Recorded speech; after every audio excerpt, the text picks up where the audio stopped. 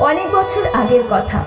নদীর ধারে একটা ছোট্ট গ্রামে বাস করতেন একজন বৃদ্ধ। সেই বৃদ্ধের নাম ছিল নামদেব। তিনি ছিলেন ভগবান বিষ্ণুর অটল ভক্ত। প্রতিদিন রাতের বেলা ঘুমানোর আগে প্রদীপ জ্বালিয়ে ভগবানের নাম কীর্তন করতেন। একদিন এক দুঃসময় এলো। বন্যায় তার ঘর ভেসে গেল। খাবার নেই, টাকা নেই, শরীরও বেশ দুর্বল। প্রতিবেশীরা এগিয়ে এসে বলল, এত ভক্তি করেও কিছু তো আর রইল না। কিন্তু নামদেব তার উত্তরে বললেন, ভগবান আমায় পরীক্ষা নিচ্ছেন, আমি শুধু সঠিক সময়ের অপেক্ষা করব। তারপর 3 দিন অনাহারে থেকেও রাত হলে আবারও প্রদীপ জ্বালালেন তিনি। সেই রাতেই হঠাৎ দরজায় কড়া নাড়ার শব্দ হলো।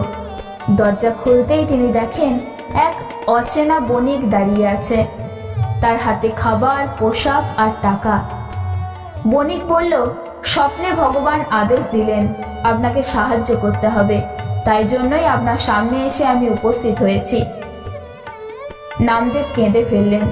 বুঝলেন, ভগবান সব সময়ই আমাদের দেখছেন, কিন্তু ঠিক সময়ে তিনি নিজের কৃপা বর্ষণ করেন। সত্যিকারের ভক্তি কখনোই বিফল হয় না। ভগবান সময় মতো সবাইকেই রক্ষা করেন।